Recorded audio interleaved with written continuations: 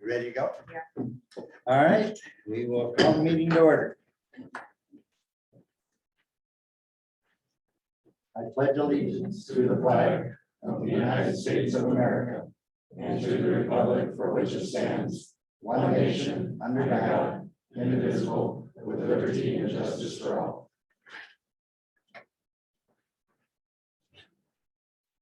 Sonia, if you do roll call, please. Yes, Commissioner Scott, Here. Commissioner Corbin, Here. Commissioner Wire, Here. Commissioner Digital, Here. Mayor Lindsay. Here. Okay, you have before you the agenda for this evening. Motion to approve the agenda. Second. I think we can remove the last, this, item number 22 for new business. We're not going to be looking at that tonight. Other than that, the agenda's good to go. We have to hold the canceled hearing. Agenda item one. We'll just make a note of update on that. Hey, so do we have a motion to approve the agenda as amended? So moved. Second. We have a motion and a second. All those in favor, signify by saying aye. Aye. Those opposed, same sign. Motion carries. Appearances, acknowledgements. Acknowledge the application for temporary retail on-off malt beverage license. Set a date of hearing for June 21st, 2022. And that, do you want to address anything more on that? I believe this is the, all the licensing that's needed for downtown and Mad Down. Downtown, they got their usual lineup for series this year, and this is just acknowledging that we're going to be having a hearing in the next meeting. Hey, is there anything anyone wants removed or altered on the consent calendar? Do we have a motion? Motion to approve. Second. We have a motion and a second. All those in favor, signify by saying aye. Aye. Those opposed, same sign. Motion carries. Under old business, approve the corrected agreement with Flock Services Group for the PD camera system. Jameson, you want to address that? Yes, thank you, Mr. Mayor. At the last meeting, the commission approved this agreement with Block Safety for license plate reader cameras to be placed in the city. Everything is correct with the agreement. There was one mistake. When they listed the recurring total on page one, it should read 28,500 rather than 26,000. They had all the correct items listed there, but the total was incorrect. We wanted to bring that back to make sure that we approve a correct agreement and that everybody understands that the recurring total will be 28,500. Motion to approve. Comment? Okay, we have a motion to approve. Second. We have a motion and a second. All those in favor, signify by saying aye. Aye. Those opposed, same sign. Motion carries. Number two, an update on the Madison Aquatic Center. As we all know, the MAC has been a point of topic for the last couple of years. We are happy that it wasn't open this last Saturday and things have gone pretty smoothly. And we just wanted to have one last update for the commission and the public to let everybody know how that's been handled. We have started to keep track of daily admissions. We didn't get all of them the first week, but we're estimating about 200 people were admitted that first week. And we need to note that at least 3 of those days weather was poor and we either didn't open or we had yellow days where it was just poor weather. Lifeguards, the minimum threshold we were looking for were 16 so that we could open up even with limited hours. And we had 17 that were active and we have another 6 that are being trained here shortly. So we're going to be at 22 or 23, somewhere in there. And so that gives us a little bit of breathing room to operate based on those limited hours. How many do you want for full operation? Typically, we've had 25 to 30. Yeah. They're having a lot of success with bookings for the birthday pad, at $75 a day, and they've had a lot of bookings for that too. Allows people who are having little birthday celebrations a little private area themselves. We'll note that there's been, because it's been closed for so long, we've had to replenish numerous supplies, so there's going to be some expenditures coming through on financials. Swimming lessons have been at or near capacity for all sessions, so they've been very popular as well. Overall, the mechanics have been working fine. The operations have been good. Huge shout out to the staff at the community center who are overseeing the operations of the pool, as well as our park staff in particular, but really all the departments have pitched in to make sure the pool got cleaned and up and running. Nature threw a storm at us, so we had to redo some of that cleaning and work, but they did it spectacularly, and we want to thank them. We also want to thank the public for their patience with the city and with the weather and the circumstances of the last couple of years. I'll stand by for any questions. And no motions necessary on that, so we'll move to number 3, update on the storm recovery. Okay, the second update, we are still in the middle of storm debris cleanup. The plan this whole time has been to do one loop around town to get all the trees. We are nearing the end of that. Gary, probably have a day left or so. Yeah, probably towards the end of tomorrow, we should try to be done with the first lap.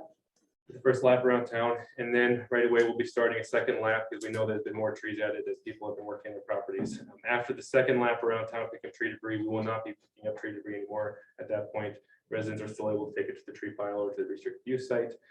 But after the second lap, then we're going to be going around to pick up construction debris from the storm. So we're not going to be picking up mattresses or things that would be in a standard citywide cleanup. That was done at the beginning of May, right before the storm. We're not going to be picking those items again, but for storm debris related construction debris, we will be taking that up as well.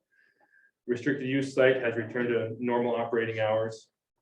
That is Monday through Thursday, 1:30 to 4 p.m. and Friday and Saturday, 9 a.m. to 1 p.m. At this time, we are still waiving fees of the restricted use site and we're reevaluating that each week. Like I said, the tree site's still open, so we encourage people to take tree debris out there. We really want to emphasize to place items on the boulevard. We're not be going through alleys, and we certainly can't come onto private property or in the backyard. So they need to be placed on the boulevard if you want us to pick items up.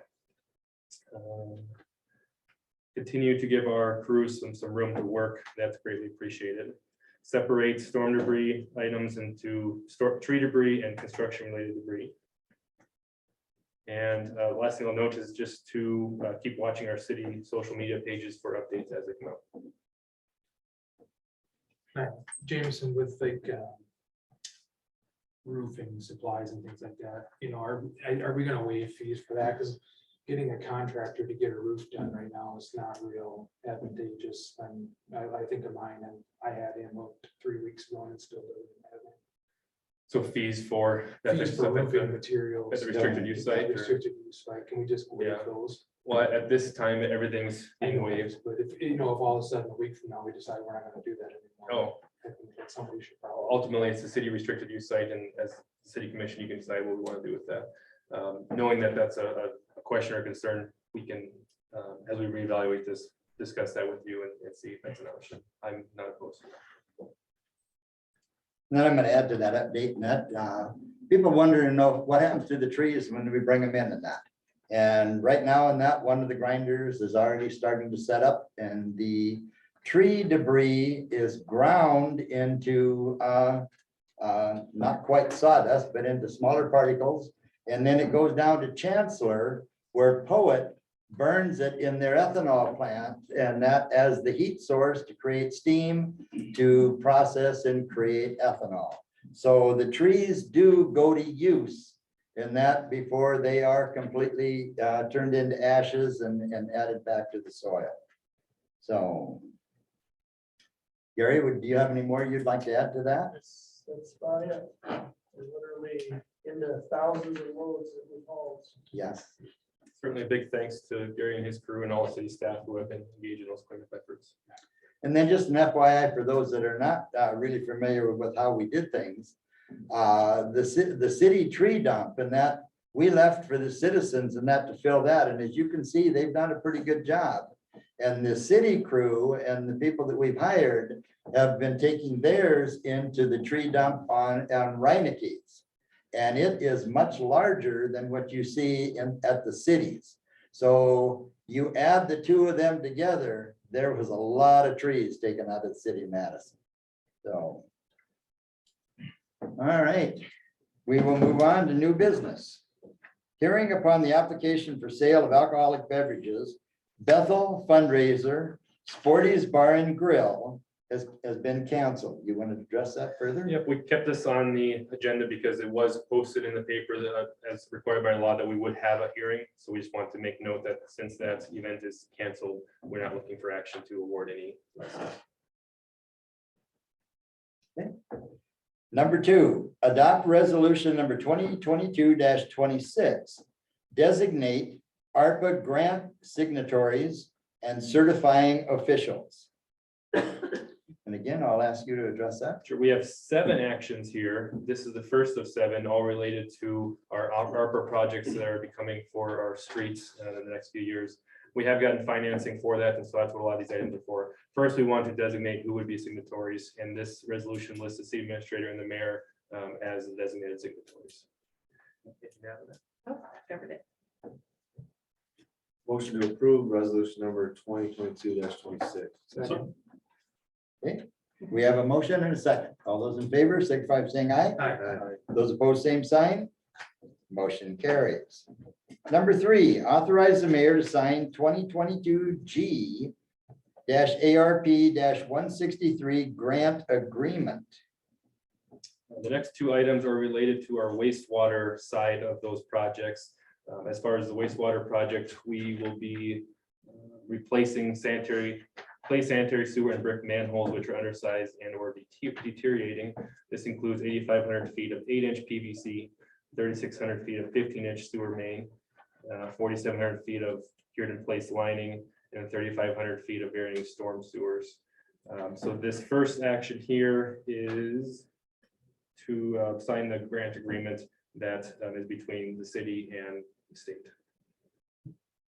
Sonia, do you have any other details to mention? The sewer grant is 1.9 million. 500,000 of that is the ARPA match, so we're spending our 500,000 of ARPA funds, and the state's matching 500, and then it's an additional 1.4 million state grant, which is approximately 33.5% of the $5.69 million project. Questions or comments? Okay, do we have a motion? so Second. We have a motion and a second. All those in favor? Aye. All those opposed? Okay, motion carried. Number 4, adopt resolution 2022-27, issuance and sale of wastewater bond. This authorizes us to move forward with the bonding for that same wastewater project. I'll turn it over to Sonia for details. The total loan amount that this bond is for is $3,284,680. It's at 2.125% for 30 years. This is just the bond for the sewer portion of that. What's the percent again? The interest rate percent is 2.125%. This bond we would close on this bond right away. Payments would not start until 2 years or completion of the project, whichever comes first. Questions, comments? Motion? So moved. Second. We have a motion and a second. All those in favor, signify by saying aye. Aye. Those opposed, same sign. Motion carries. Number 5, authorize the mayor to sign 2022 G ARP 164 grant agreement. The next 2 actions are related to the water side of these projects. On the water, we are proposing to replace deteriorating undersized water mains on approximately 34 blocks. This also would loop the distribution across Highway 434 that assists with system hydraulics and water quality. This would be 21,000 feet of water main of varying sizes throughout the project. Sonia, what other details you have? The drinking water grant is for 4.3 million. 650 of that we will have using our ARPA funds, and then the $650,000 match from the state, and then an additional 3.6 million state grant. This funding is approximately 35.2% of the anticipated project cost of 12.3 million.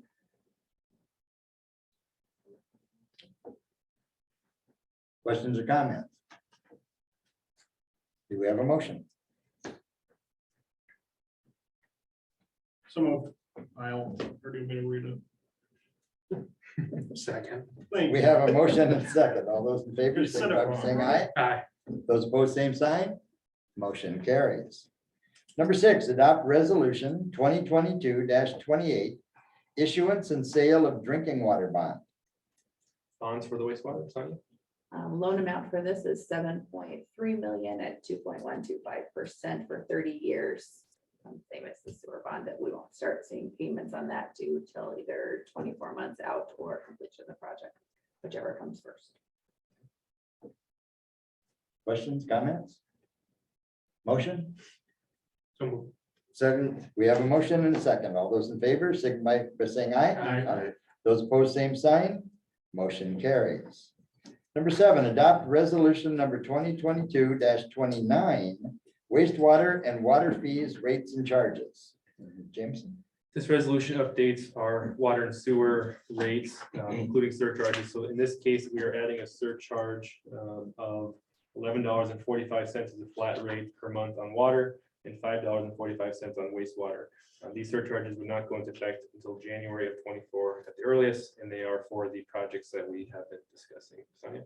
I have just one correction to that, and it was my typo. It should be $11.65 added to the base rate for the water, and then 5.45 added to the base rate for sewer. Much minimum do we have left that's not obligated to surcharges? I could look myself, I'm sorry. You're supposed to send me questions like that before the meeting. I understand. Would that be like the non-bonded portion? Huh? 1656 for residential. Is that, yes, that's not tied to a surcharge. We got some room, thank you. Okay. Do we have a motion? So moved. Second. We have a motion and a second. All those in favor, signify by saying aye. Aye. Those opposed, same sign. Motion carries. Number 8, authorize the mayor to sign the letter of understanding with First District Association of Local Governments. This letter of understanding sets the responsibilities that First District has in assisting us with the administration of these loans.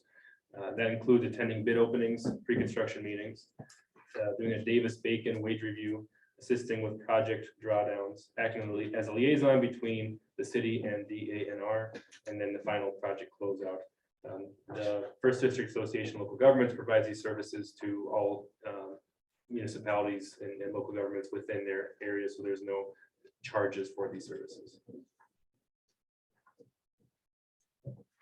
Questions or comments?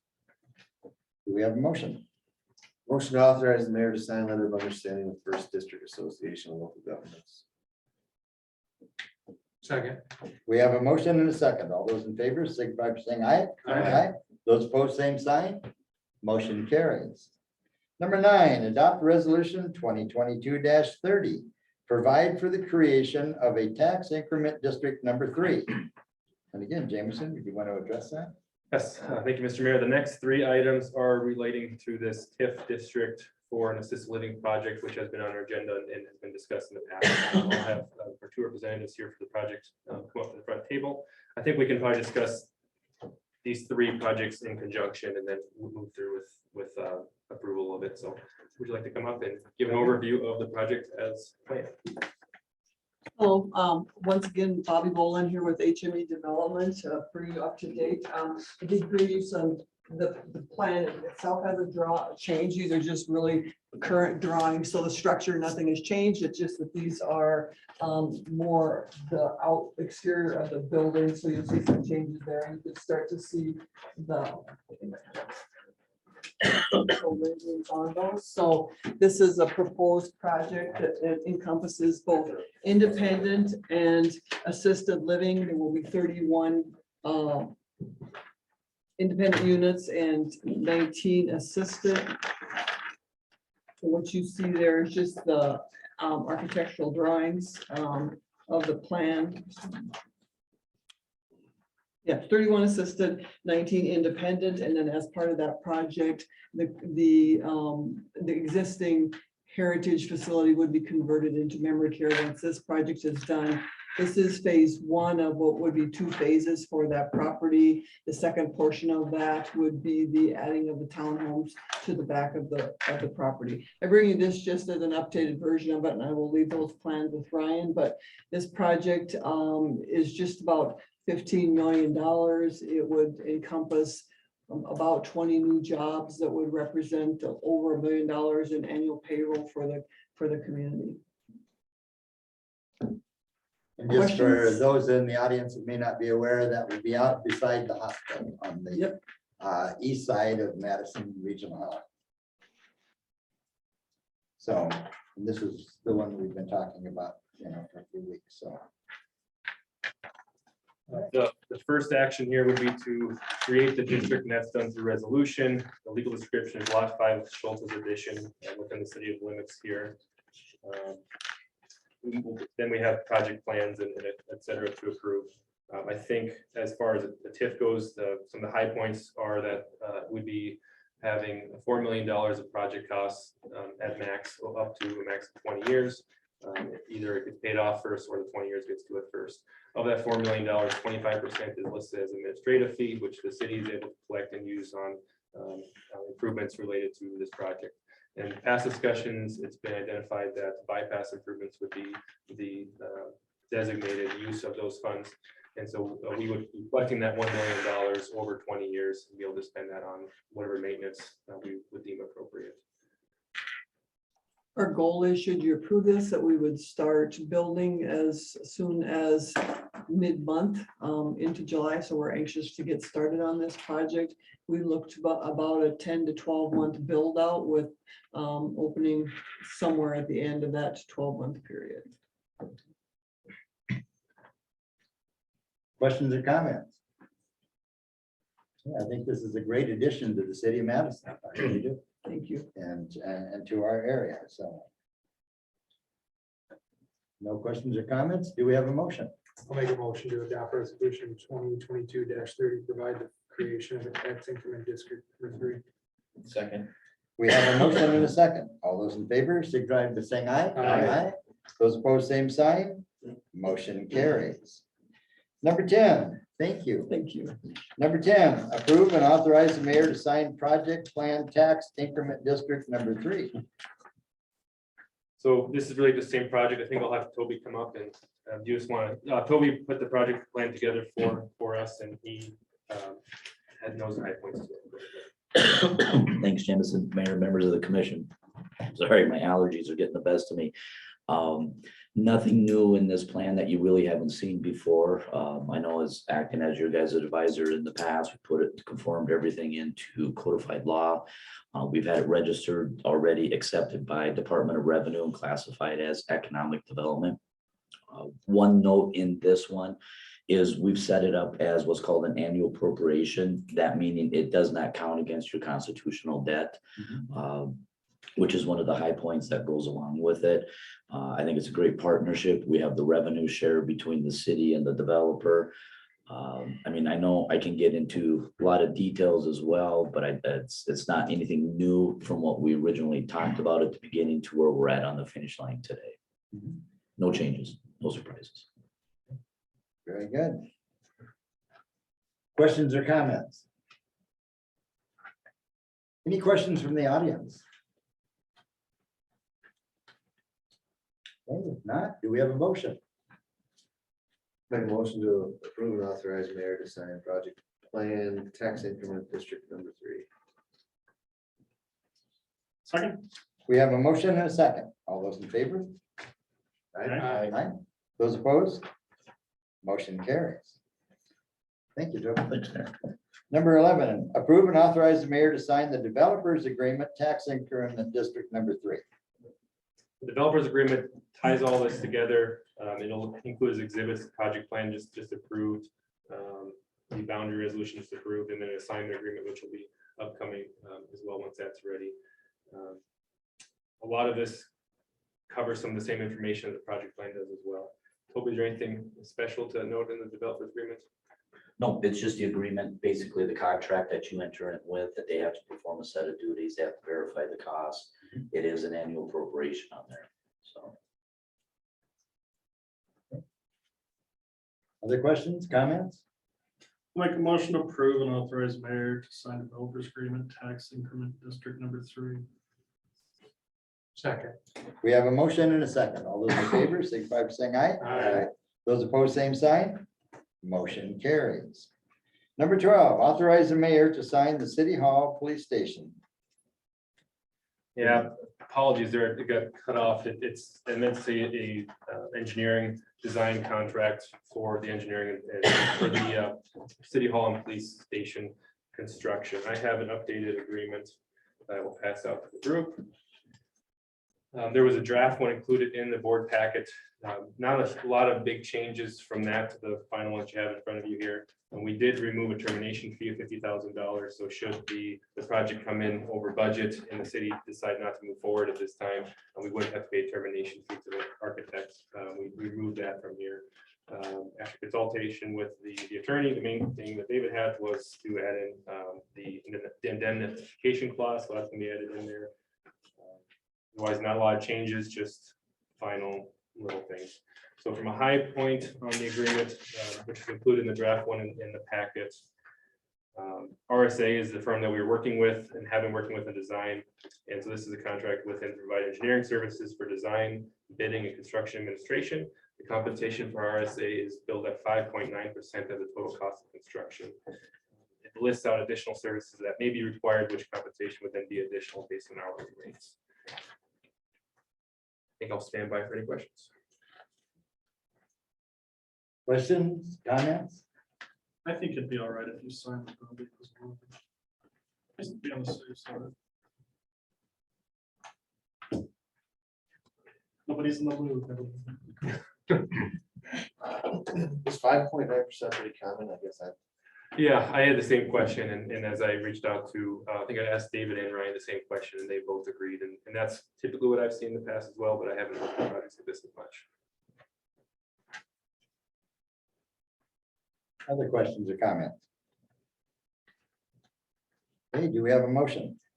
I'll make a motion to authorize the mayor to sign the city hall, police station. How do you want to finish that? Yeah, engineering agreement with Randall Stanley Architects, RSA. Randall Stanley Architects. You got it. Second. We have a motion and a second.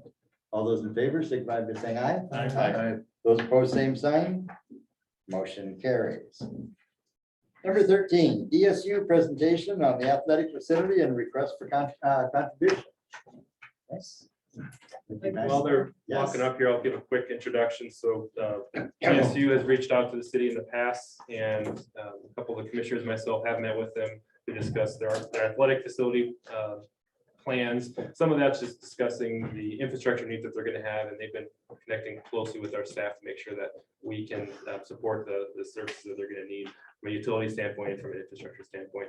They had mentioned that they would like to have an ask of us as well, and so we said the best way to do that would be to come in the public setting, address the full commission as well as the public, and give us an update on the project. So I'll turn it over. Thanks for coming. Thank you all. Appreciate the opportunity to be here. As they're getting set up, I can just give a quick update on where we are at. April 1st, we publicly launched for the university a $250 million comprehensive campaign for Dakota State.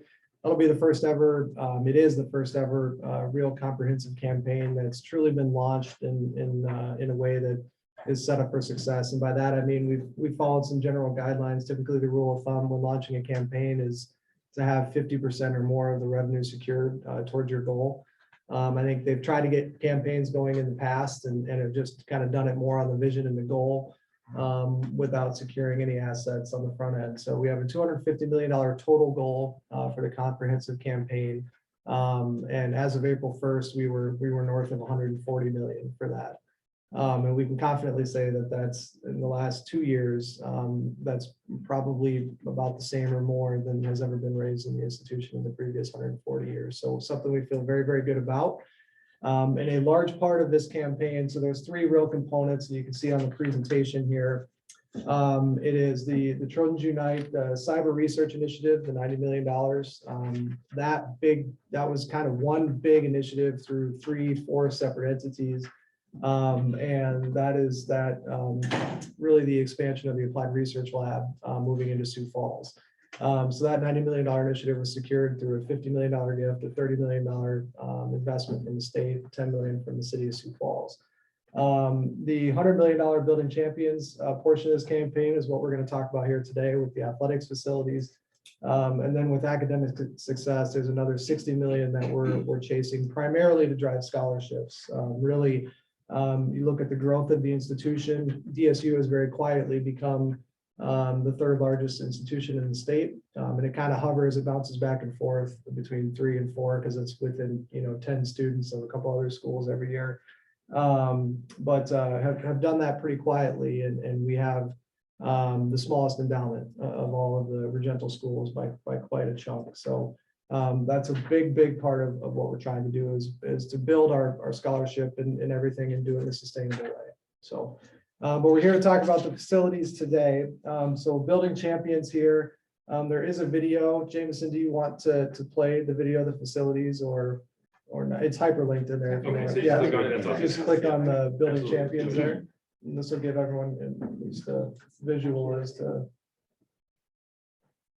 There it is. I mean, I got full screen, so.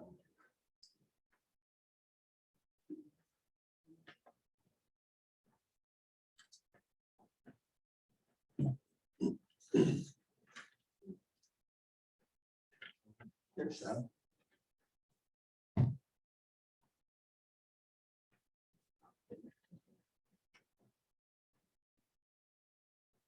There we go.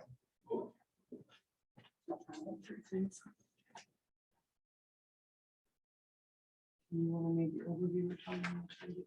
Yeah, so while she's getting the sound ready, so this is broken up into 3 different phases. We're really looking at trying to do the initial phase here, which is preparation and construction of the event center, football stadium, and outdoor track and soccer complex. That is what initially we thought was about 35 million.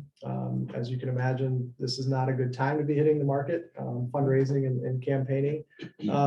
But that's really what's included. And as you look at this is a whole master plan that goes beyond that scope. But obviously that's included here. So if we're ready, we can.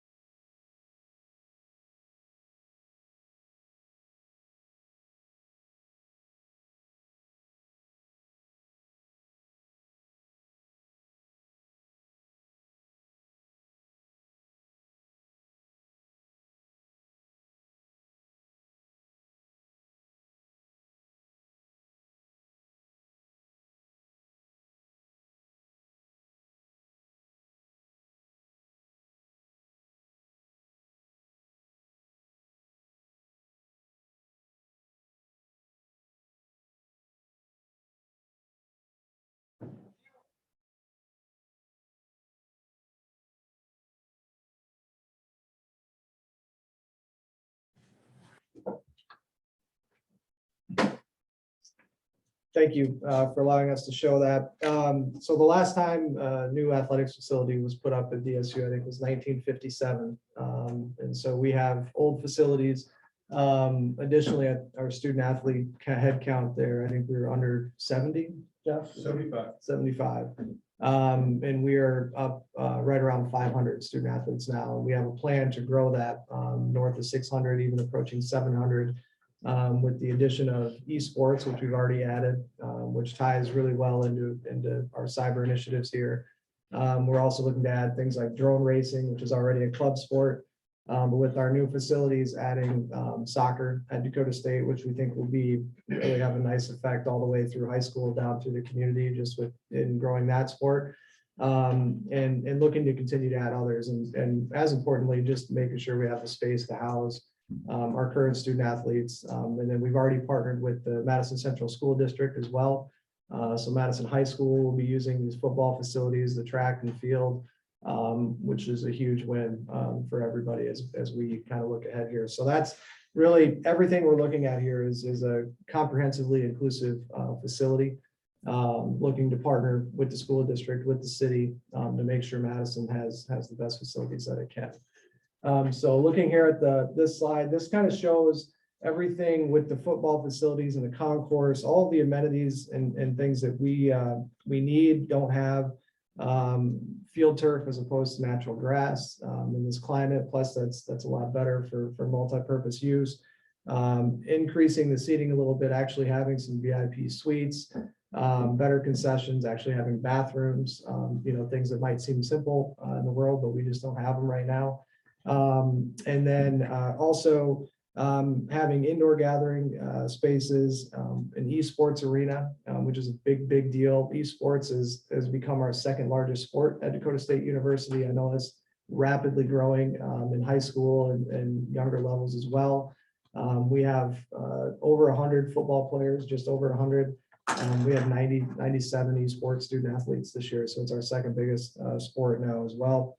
But training centers, we have an aging institute as well. There's a lot of different things that we're putting into this facility that the community will benefit from. Strength and conditioning, biomechanics lab, a lot of different things that are going in this event center. So a lot is going into that building. And as you look at that image, kind of that shorter portion there, that taller portion in the back is the basketball arena. That's a later phase, but everything on the short side and obviously the football stadium will be going up. And that goes all the way back out to the track and soccer complex as well. You said it once already, but can you restate what's in the first phase? Yep, the first phase will include the event center. So that entire building with everything I just listed there, the football stadium with the synthetic turf, and then the outdoor track and soccer complex as well. So that is for sure included, and those bids are already going out, and we're working to get to construction as quickly as we can. If you look at that overall images, some of the things that we're really trying to work on now to try to get included in this phase would be the outdoor softball and baseball complex and trying to get those things turfed as well. We certainly need new fields for that. Turf is essential this part of the country, trying to play softball and baseball starting in March outdoors. But then also we think that's a great benefit for the city. Just adding turf and things that can be used more than 3, 4, 5, 6 months a year, and things that won't require the city to maintain them as well. So Is $100 million goal, is that for one phase or is that for? 100 million is for the entire project. Yeah, the first goal initially was set up to be 35 million. That did not include baseball and softball. We know that that's at 40, give or take, at this point without baseball and softball. We've raised a total of 45 in total commitments, and we have about 40 of that's accessible within a 10 to 12 year period. So that's kind of how then the foundation, myself as the CEO, working with our board, we'll kind of do a line of credit with the bank and then go and get our pledges against that. So we're trying to take that as far as we can, and we figure we'll save money in the long run if we can get every aspect that requires turf done in this initial build. We're hoping to have the track and soccer complex done by next spring. And then the football football will play as is this fall, then would play on the track and soccer complex the following fall. Is that right, Jeff? Yes. And then fully open, I think, within probably 6 months after the completion of that football season. So total completion, we're looking before fall of 24 for the entire event center. So now the construction is starting now. Will it start like north of where the football field is? Yeah, And then work its way south? that's correct. So we've acquired a lot of that, the Yeah. farmland there Gordon Brett. from Owen Brett, yep. And so they'll start north on the track and soccer complex, and then as soon as our football season ends this fall, they're gonna move in. Mhm. And so as soon as Madison High School is done and Dakota State are done, they'll move in, go to work. So, So hopefully we'll be seeing work soon. yes, that's the idea. And again, everything, if it wasn't for the world that we're all living in today, right? Everything's slow, everything's expensive, requiring a lot of extra negotiation, that type of stuff. If it was a normal time, we'd probably be in the dirt already. It's just dealing with those logistics that we're all dealing with, and whether it's a storm or facilities or anything, we're all dealing with that every day right now. So.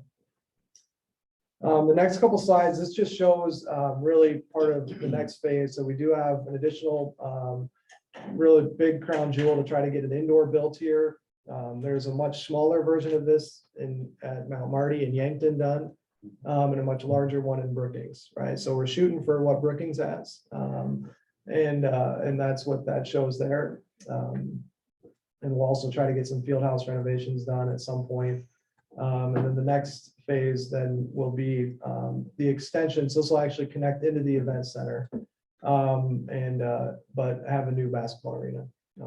That'll get us out of the field house, but then provide some different opportunities in the field house, that could perhaps become a volleyball only type facility or something different like that as well. So, but those are later phases and things we'll continue to work on from a fundraising standpoint. So all of the different events and everything that we're talking about doing, so it doesn't necessarily look very pretty, but just so you all can see it, everything highlighted in yellow is all of the different types of events that will be going in this first phase, and all the different partnerships that we've already established. So Madison High School football and track, esports, soccer, and then marching band practice and competition. That was a big part of our discussion with the school district. Educational, we have biomechanics, the Institute for Aging will also be able to host graduations here, pending obviously if you have decent weather. But I think all the other things that the city can think about, all these different youth sporting events, right? Madison right now gets passed up a lot. They go from Brookings to Sioux Falls. We all know what that looks like when they have the big softball tournament here that one weekend. And we think adding these facilities will provide a lot more opportunities to do those types of things because of the turf in particular. Perhaps some larger track and field events, state and high school, perhaps regional events, and kind of getting in those circuits as well. So we think it's a lot of opportunity, not just for Dakota State. Other things that we'll be adding, hospitality, and part of what can be considered from the city here is just the ability to be hospitable to your guests at games. And having a suite, again, it's an option, and certainly something you all can consider. Having a hospitality area. This hospitality area will also be a multi-purpose event center. I know that we're hopeful that it's going to turn out in a way that it can be a really indoor, outdoor space, something that can open up out to a patio.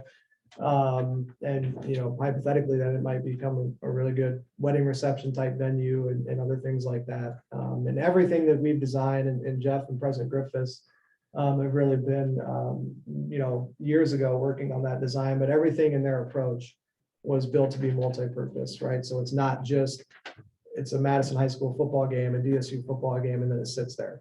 Right, it's meant to be in use every day. We want to really bridge the gap, get our students over there on this part of campus, not just our athletes, but also getting the entire Madison community out. So having reasons there other meeting spaces, things like that. Lots of opportunities there.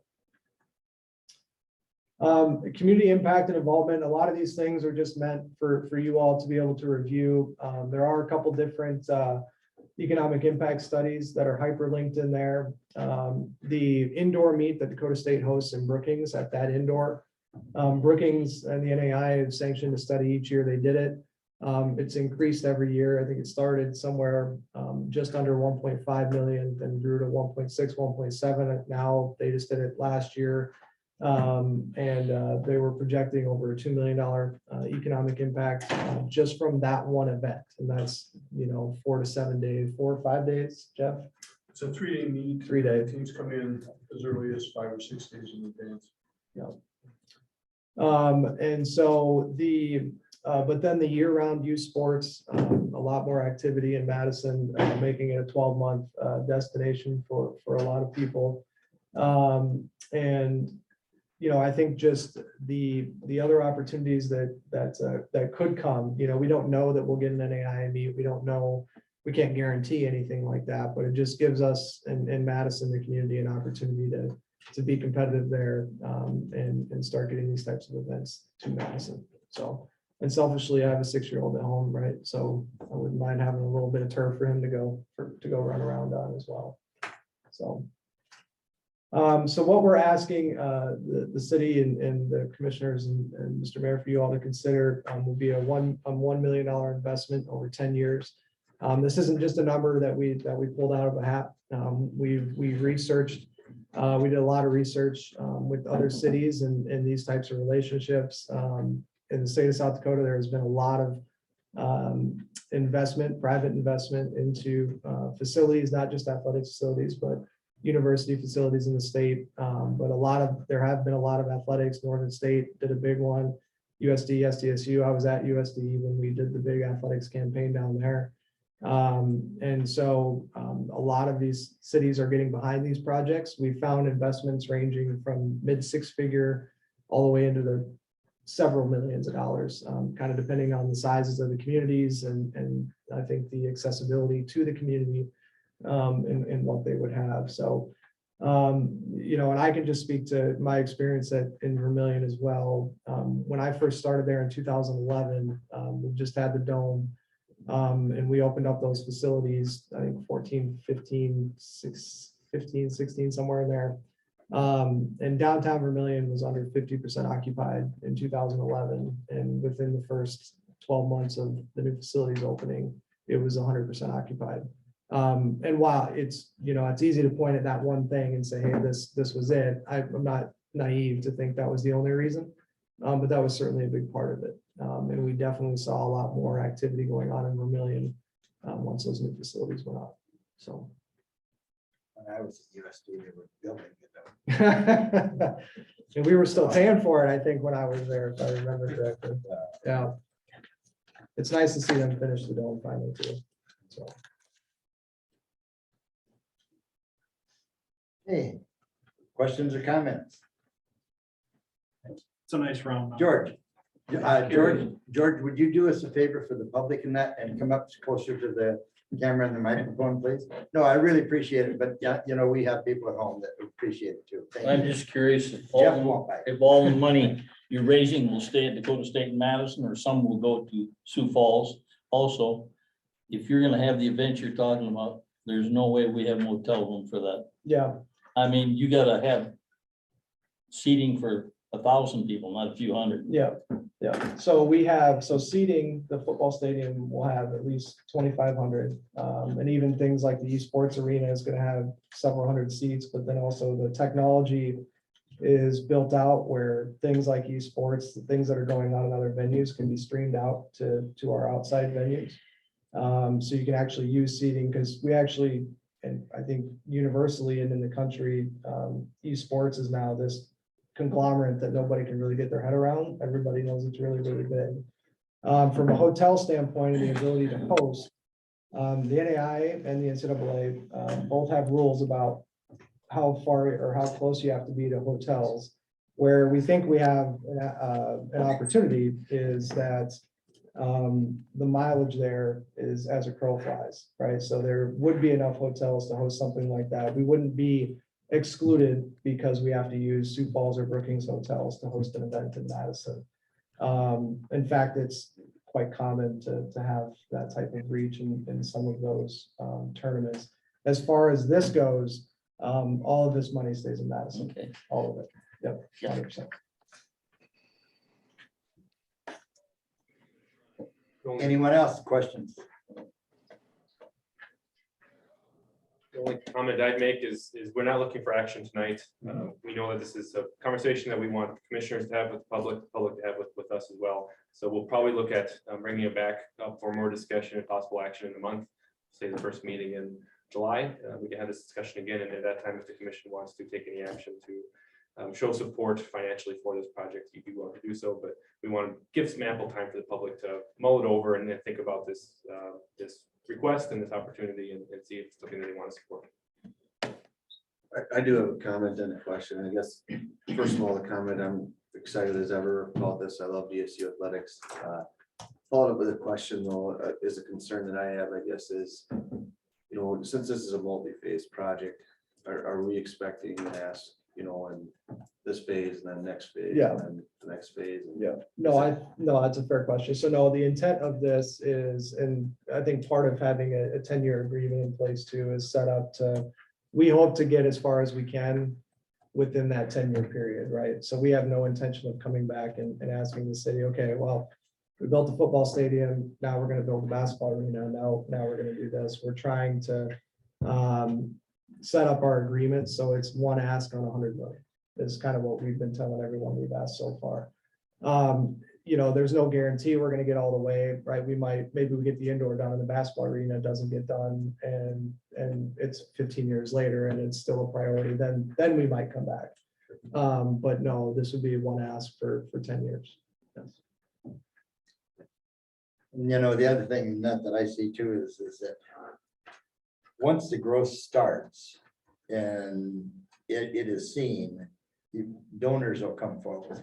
We have already seen that. We've already seen that. We've already Yes. seen that. And I mean, we've been, you know, we were just able to announce another one last week with Pat Maroney, and we knew Pat was going to do something significant, but that was a very different number, I think, than even Pat initially thought. But he was very, very excited about what's going on and the direction we're heading, both at the university and at the foundation. And I mean, he had kind of gone the other way for several years. And so we have definitely seen a lot of that in the community, whether it was, you know, Brian Kern stepping up, you know, the Heartland and Pastrallo and Schaefer and Mork, and those have always been there, but they're stepping up and doing big things. And then Madison Regional as well. Everybody has really stepped up in a way that I think even every time we made an ask there was a cringe, right, in the room and several discussions. But I think people are starting to believe in it now. And that makes it, when you're asking people to make a $25,000 investment or a $25 million investment, it's a lot easier when you've raised 40 or 45 million on it already. Because it's not 25 grand and 100 million anymore. It's, you know, now even we're trying to get the softball and baseball complexes done. So when you ask for $1 million, it's $1 million on 5 million or 100 grand on 5 million. It's something that people can really believe is attainable. And they believe it because we've already accomplished one goal. And they'll really start believing it when tractors come in, and really start believing it when dirt starts moving and things start coming out of the ground. So we want to get people to that side of the community as frequently as we can as well, just to see it, as opposed to just 6 Fridays or Saturdays a year for Madison and DSU football. Anyone else? Thanks for taking the time and come back. Yes. Thank you guys Thank for you. having me. I appreciate it. Thanks. Number 14, approved community center roof repairs and additional estimate cost to the city of 60,000 to come from the CC and MRR. Who's you got there? The Madison, the major repair reserve for the community. Okay. I was puzzled. I too, was- but let's talk. I understand what that is totally. but I was expecting another organization. Sorry. Yeah, we have to replace that right away, don't we? I mean, We have to start paying it back right away, yes. Yeah. But- Mhm. So for this item, the community center is, somebody help me out here. What year was it built? Jeff? 2099, 20 years old. 2000 maybe? Yeah. somewhere around 2000. 2000, somewhere in there. So it's, the roof is really starting to reach the end of its useful and expected life. And so we are planning on replacing the roof in 2 different phases. We bid out the first phase and it has come in above what we'd expected, which now we kind of expect that in the current environment that we're in. So originally we had planned for this project to cost $500,000. And of that, our share would be, yeah, we had planned for 300. Excuse me, right sheet here. Yes, 300,000. 300,000, what we had budgeted within that fund there. And the project has come in a little bit higher. The total cost we estimate to be around 575,000. The low bid is about 500,000, but then we have to consider engineering and some other costs for that as well. So for our share of the project, we'll be short about $60,000 for the roof replacement. We do have a couple options. We could accept this low bid and move forward with the increased cost of $60,000 to the city. We could reject all bids and rebid it later. Or we could identify some of the problem areas of the roof and patch without doing a full roof replacement. Staff recommendation is to move forward with the low bid and the increased cost of $60,000, knowing that pricing is unlikely to improve substantially, if at all, and the roof is reaching the end of its life and is needing a replacement.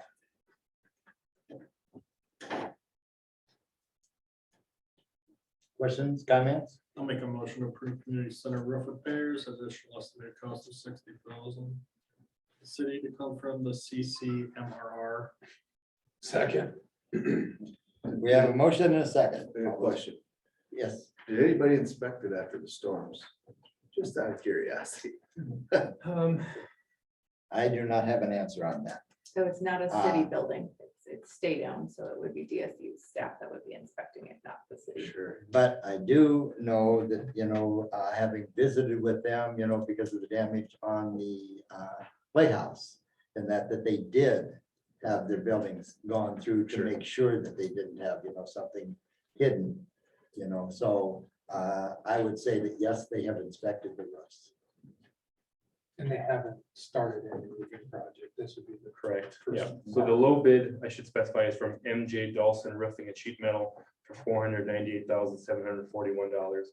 There were 2 other bids ranging up to the high bid of $800,000. So the last one was 530,000. So we got several bids. It wasn't just a 1 bid process. We had a competitive process here, and the low bid is still higher than we had expected when we budgeted this a year ago. And Dawson's actually cost. I do not know. I believe they are. It's getting to go down to me. Hey, we have a motion and a second. Any other questions or comments? MRR was what again? The maintenance major reserve. repair reserve. Yeah. Both We're- DSU and the city are required to have these reserves by the state for major repairs for that facility. We would be looking to pay it back at a minimum of, our minimum requirement to pay it back is at 50, just shy of 50,000 a year. Reserve itself has 400 and some thousand. 450,000. That's a required amount that has to be there, And then, once any of it is used, then annually, we have to bring it back up to 450. We and DSU do, are 60/40 on that. So, 4,000. yes, on all of it, 60/40 on it. Yeah, 450,000 is the city's reserve. DSU has their own. We have a motion and a second. All those in favor, signify by saying aye. Aye. Those opposed, same sign. Motion carries.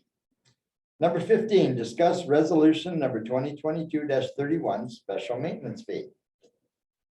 All right, we've reached the end of page 1 of the agenda, so thank you everyone for sticking with us here. Resolution 2022-31 is a resolution we pass each year that sets a special maintenance fee that's used to generate funds and revenue for public improvements, notably street repairs. So we use this fund for chip sealing and patching and other such things. It has been set historically at $1 per front foot. This resolution is written at $1.10 at the request of the mayor. I know Roy is looking at that small increase just based on the number of years have gone by since it has been in place and hasn't changed. But I will leave that for you guys to discuss. And it is up to a maximum of 125-foot lot, so depending on the size of your lot and that, depends on the amount, of what the special maintenance fee is.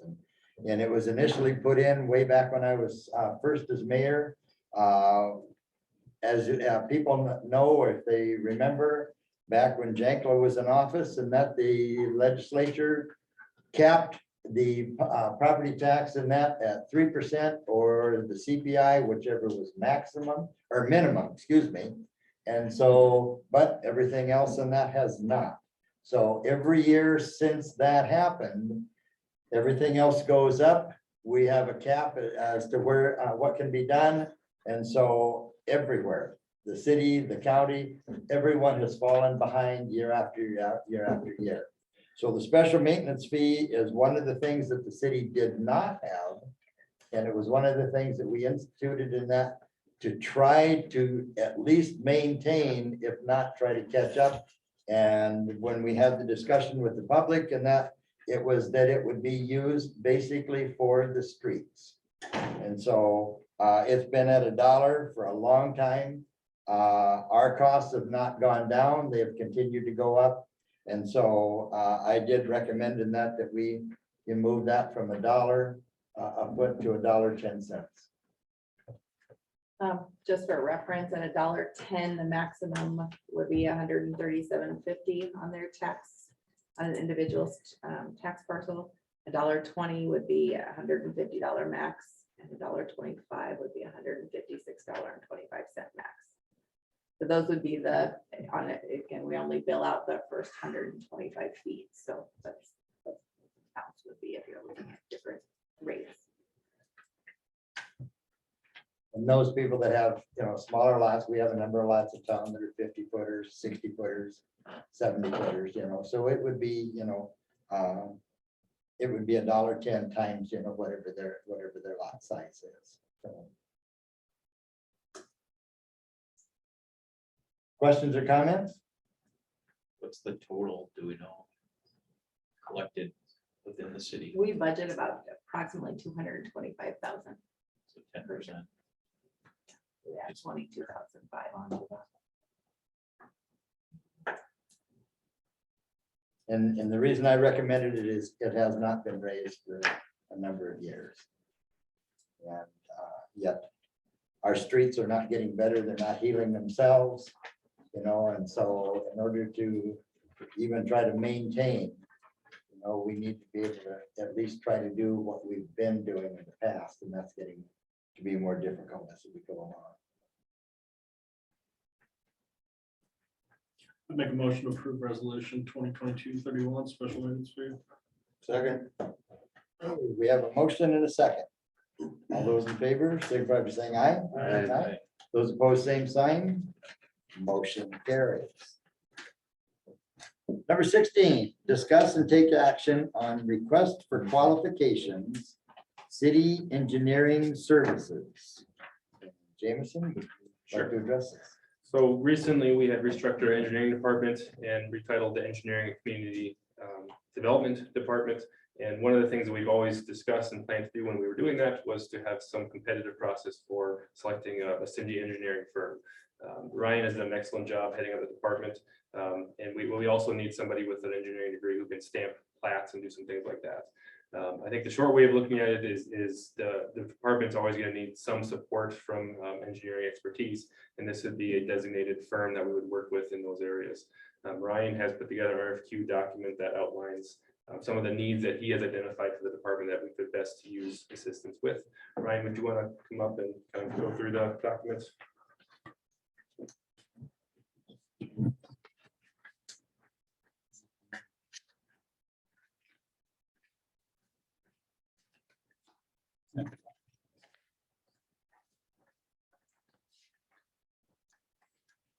So this document kind of provides an overview of kind of what we're looking for from professional firms. The scope of services are This RFQ, it's meant to address specific components, but there may be components of this that are not included in the scope of work. And services are not necessarily limited to these. This will all be on a hourly basis as needed. General services, attendance at city commission meetings when needed, advising city officials in both in our department and the utilities departments and public works. Consultation on city utilities and facilities, identifying capital projects. Reviewing plats, as Jameson mentioned, right-of-way requirements, so acquisitions, dedications, easements, drainage and flood control, subdivisions, subdivision regulations.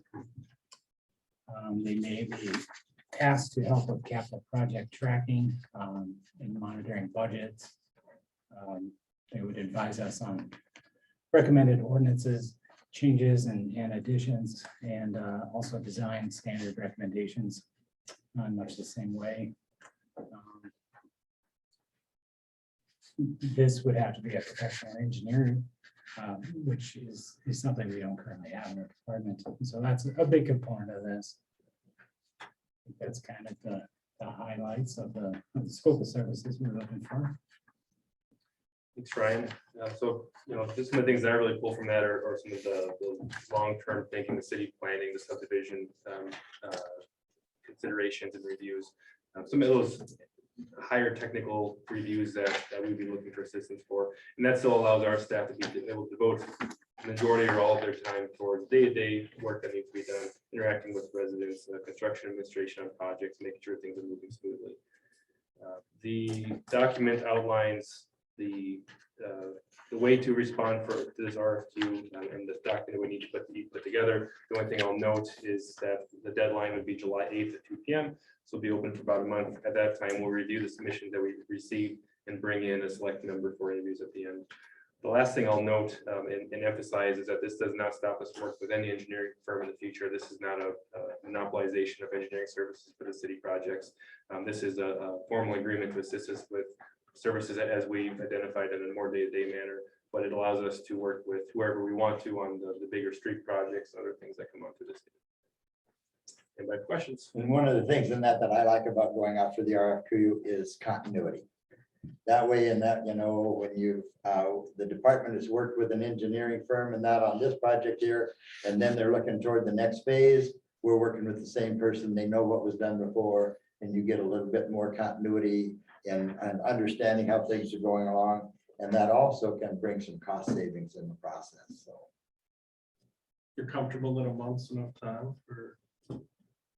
I think many firms have been aware of this for some time and have been asking us questions about it.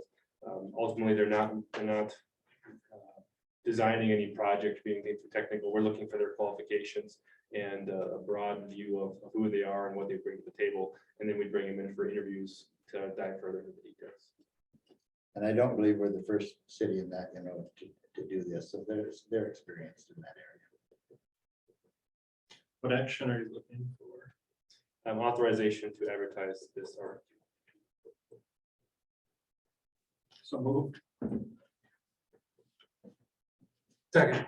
Hey, we have a motion and a second. All those in favor, signify by saying aye. Aye. Those opposed, same sign. Motion carries. Number 17, authorize the mayor to sign change order number 1 with J&J Earthworks Incorporated, Madison Water System Improvement Phase 1B. Thank you, Mr. Mayor. This change order essentially combines a future project that we identified into an existing project into phase 1B. The contractor J&J has agreed to honor the bid prices from that process. So this is necessary to serve areas west of town that we expect for future development and upsize the sanitary sewer lines. The total cost is about $180,000. Ryan, you have any details to add?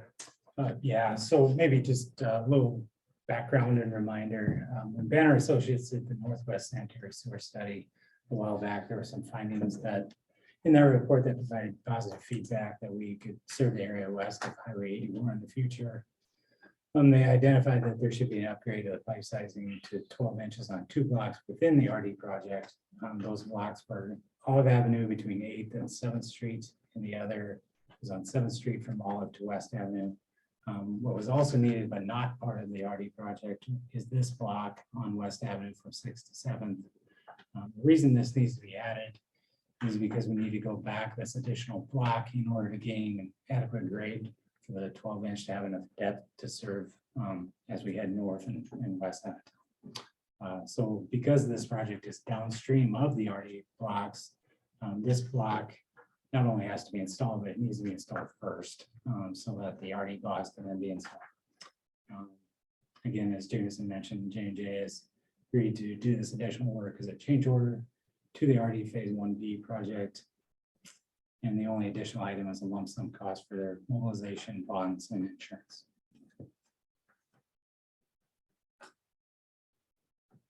So basically, it's the cheapest way to get it done at this point in time.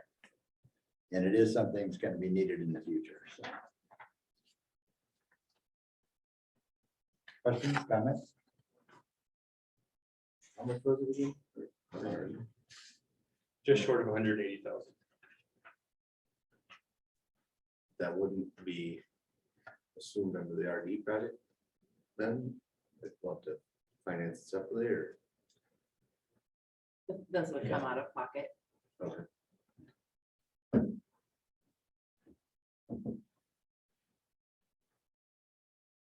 But if we have to go back and do it as secondary later on, it's Right. gonna be a whole lot more expensive. Well, I- Because this way here, it's an addition to it, because we have to go back a block further Right, than where the RD project is started, is slated to start. Yeah, they're able to do it, I think, at a cheap price as well, because then there's not any contractor coordination. If someone else got the bid, they'd be Right. in J&J's way and vice versa. So it's also a lot in that regard too. Is it a complete rebuild of all the, like, It's water main and then the surfacing, not all of the curb and gutter gets replaced, but the driveways, some curb and gutter, and the asphalt. in a block of sanitary sewer? Yeah. 180. Thank you. Other questions, comments? Do we have a motion? make a motion to authorize the mayor to sign change order number 1, J&J Earthworks, Madison Water System Improvements, Phase 1B. Second. We have a motion and a second. All those in favor, signify by saying aye. Aye. Those opposed, same sign. Motion carries. Number 18, consider sidewalk variance appeal 2021 sidewalk improvement project, south 1/2 lots 4, 5, 6, block 9, Waddell's addition to at 114 North Olive Avenue. And I believe these have already gone before the sidewalk committee. Correct, yep. They I'll have a give, recommendation. yep, I can give quick introductions and Ryan can assist me in these as well. So the first one is 114 North Olive Avenue. All three of those, however, have received unanimous recommendations for approval from the sidewalk committee. So these first two are neighbors to each other, 114 and 122. They are looking to encroach into the 5-foot back curb area. Typically, we want sidewalks to be at least 5 foot back from curbs. They're asking for them to be either 3, this one would be 3 foot. Yeah, 14. on this one. 3 foot rather than 5 foot. So the trees have been removed in these two properties. However, they're looking at having it a little bit closer to the curb so they have more room to plant trees in the future. This street has a 60-foot right of way, which is smaller than normal. Most right of ways in town, you see at least 66 feet, some 70. The third appeal we have here is actually 100 foot. So you do see some variation, but 60 is about as small as it gets. And due to that reason, there's just not a lot of room in the front there when it comes to that 5-foot area. So the first one, they're looking at going from 5 foot to 3 foot, and the sidewalk committee did recommend approval. You can motion to approve variance at 114 North Olive. Second. We have a motion and a second. All those in favor, signify by saying aye. Aye. Those opposed, same sign. Motion carries. Number 19, consider sidewalk variance appeal 2021 sidewalk improvement project, north 1/2 lots 4, 5, 6, block 9, Waddell's addition, 122 North Olive Avenue. 122 is very similar. This is the one that is next door, and they would like to have it at curbside rather than at 5 foot. Right, anything to add? No, I don't think so. Motion to approve. Sorry. Okay, we have a motion and a second. All those in favor, signify by saying aye. Aye. Those opposed, same sign. Motion carries. Number 20, consider sidewalk variance appeal 2022 sidewalk improvement project. West 1/2 lot 6 and all of lot 7, block 16, town proprietors, second edition, 611 Southeast First Street. This one is a little bit different. So as I mentioned, this right away is 100 foot, and that's larger than is typical. There are a number of properties on this side of the block that do not have sidewalk, and there is one that does have sidewalk. The one that has sidewalk is actually 26 foot back from curb, which is much higher than normal. And rather than put it back 26 foot, the adjacent neighbors are looking to have it go at 5 foot, which is what more custom to what we look at. The variance they're asking for here is on the transition rate. Typically, we require a 1 to 5 transition rate. So for every 5 foot forward, you'd only go 1 foot to the side. And they're looking at doing a 1-to-1 transition rate so they can close that gap from 26 foot to 5 foot a lot quicker than they would be with a 5-to-1 rate. The reason why we have the 5-to-1, from my understanding, is if you're on a bicycle or something moving a little bit quicker and you're not maybe paying attention or it comes up suddenly, a 5-to-1 transition is easier to navigate rather than a 1-to-1 where it changes a lot quicker to that.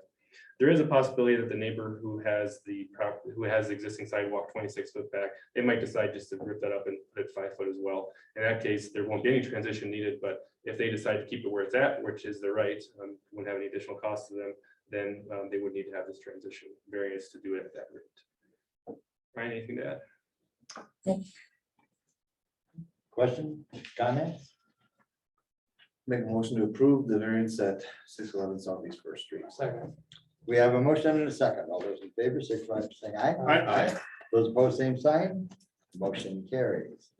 Number 21, add for bid number 913, water main improvement projects, 9th Street and Union. Thank you, Mr. Mayor. In the past, we had this 9th Union project that we had to cancel and restart and rebid the documents so that they are eligible for SRF funding. We have been awarded grants and low interest loans through SRF. And now the project has updates. The project bid documents have been updated so that we can be eligible to utilize those funds. The state has approved them, and we're looking for authorization to advertise this beginning June 8th, with the bid opening occurring on June 30th. Ryan, anything to add? Maybe I could just run through the timeline going forward then. So if we open bids on June 30th, the city commission could approve the award on the 5th of July. Contracts with the low bidder on the 6th. Looking at shop drawing approvals and such like that we need to do ahead of the construction project in the middle of July, having pre-construction meetings around the first part of August, August 2nd I have here. That puts construction for this year, because we would break this into 2 phases. The construction phase this year would be 10 weeks from August 15th to October 28th. And then there'd be a construction phase 2, which would be about 12 weeks, beginning in May of 2023. That would put substantial completion and final completion around October or November for this year. And working at phase 1 would work from Chicago Avenue west to Highland Avenue.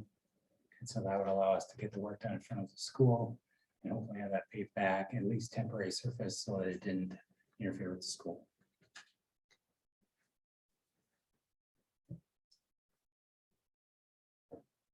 Question, comments? Motion? So moved. Second. We have a motion and a second. All those in favor signify by saying aye. Aye. Those opposed, same sign. Motion carries. Public comment?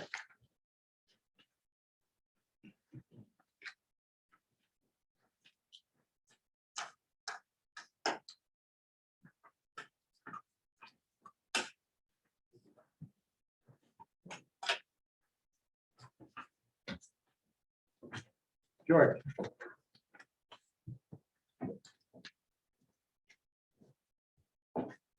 The first thing is, I guess I didn't understand, are you gonna build a new city hall and a new police station, or is that on hold? The earlier action was to approve an engineering agreement to move forward with it. Once we bid it out, I think that'd be probably the next action to come before the commission. The other thing I want to talk about is, I'm sure you're all aware of the storm that went through here. Hmm. And I was one of the lucky ones. I had no damage to my house. But we know that next year, all of our insurance is gonna go up. Car insurance, house insurance. You've been in a grocery store lately? Have you been anywhere lately? I went out to Runnings today. Gas is $4.64 a gallon. It'll be $5 by the end of the month. I don't know how many $1 million you guys spent here tonight. And I don't mean this in a bad way, but there isn't one of you sitting there that knows what it's like to live in Madison and raise a family of $25,000 or $30,000 a year. And this is gonna hurt. You can say anything you want, but this is gonna hurt. Some of this stuff is just, it just seems like every time you need a nickel, you raise something a dime.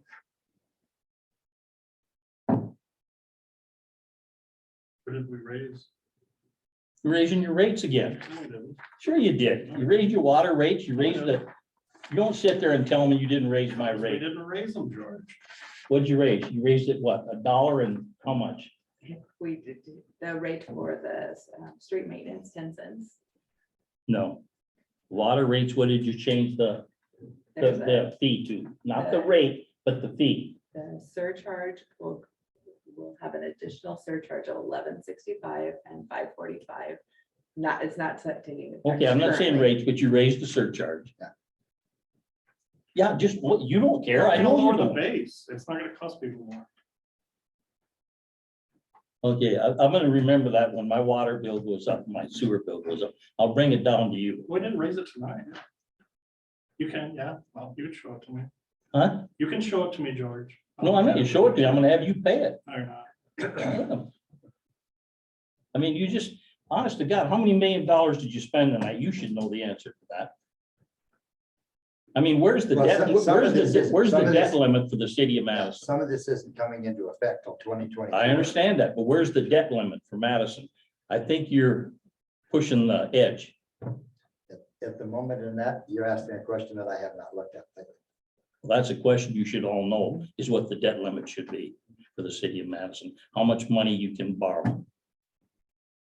And like I said, my wife said, just stay home. You just go down and raise your blood pressure. And it is, you come in and talk, and it's just like it, you just, I don't know what it is. Well, George, one of the things in that I'll say is, is this started,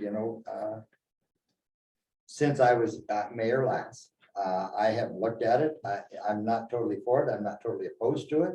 But at this phase here, it's to find out what it will cost. And then the other thing is to find out where it would be located. And so until we know some of that, it's difficult to say whether or not we'll move forward or not. But I'm sure you will, because you've been after this, not necessarily you, but they've been after this new city hall and police station for the last 5 or 6 years. It's just a process of time and it'll happen. There's a lot of projects, as you mentioned, that we've discussed tonight. So I'm not sure specifically which one we want to address, but I will add that taxes aren't raised anytime expenses made. So everything that we're talking about tonight is done within our existing budget. And I think it'd be irresponsible for us to take taxpayer dollars from the people and not spend it, just hoard it away. So the fact that we're staying within our budget shows that we are still being fiscally responsible. And a lot of what we've done today did start when I was mayor before, and that's the RD project. And the main reason that it started was because we have water breaks happening all the time. And we have water main in town here that's over 100 years old. And if you remember from, when I was mayor before, when we pulled up some of the old water mains and that were broken. And instead of being, a 6-inch, they're a 4, or instead of being a 4, they're 2, and repairing brakes, you were commissioner once, repairing brakes is not cheap to do. And so it's not exciting to replace things that people don't see because it's underground. But it's also something in that if we don't do that, it's just going to get more costly all the time, and that patching. And if you remember a couple of years ago, and that when I was mayor, and that we had 5th Street, and how many breaks did we have on 5th Street? right in a row. I mean, there was one and then two and then three. And then when the water main broke and that, it actually got into the basement and flooded some people's houses from the water main. You know, so, you know, a good share of what we're doing right here, right now is the RD project. And, is it something that needs to be done? The answer is yes. Is there a perfect time to do anything? The answer is no. You know, but one of the things you do need to do is you do need to start looking forward. You know, it's kind of like, you know, we didn't plan for that storm and that No. storm hit us. And it's one of the things in that we have to address because it did. Is it fun and exciting right now? The answer is no. But I will say in that our employees have really stepped up, you know, and gone above and beyond to get where we are. Without a doubt. And we're not done yet. We haven't even been able to start the projects that were planned for this summer because we're still hauling trees. I thank you for your comment. But I appreciate, you know, I appreciate your question. I understand your question, but at this time, I don't have an answer for you, Okay. but to look into it and see what the cost would be, I think is something worthwhile. But one thing about being a commissioner is you have to listen to the taxpayers with at least a little decency and not get the look that you get when you come in here. Thank you, Mayor. Thank you. Anyone else, other questions?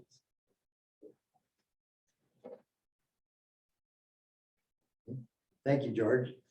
Okay. Announcement, next commission meeting, the regular meeting will be Tuesday, June 21st, because Monday is a Juneteenth. And so it'll be June 21st at 5:30 PM. And do we have a motion to go into executive session? So moved. Second, we have a motion and a second. All those in favor signify by saying aye. Aye. Aye. All those opposed, same sign. Okay, thank you everyone for attending. Thanks, everyone.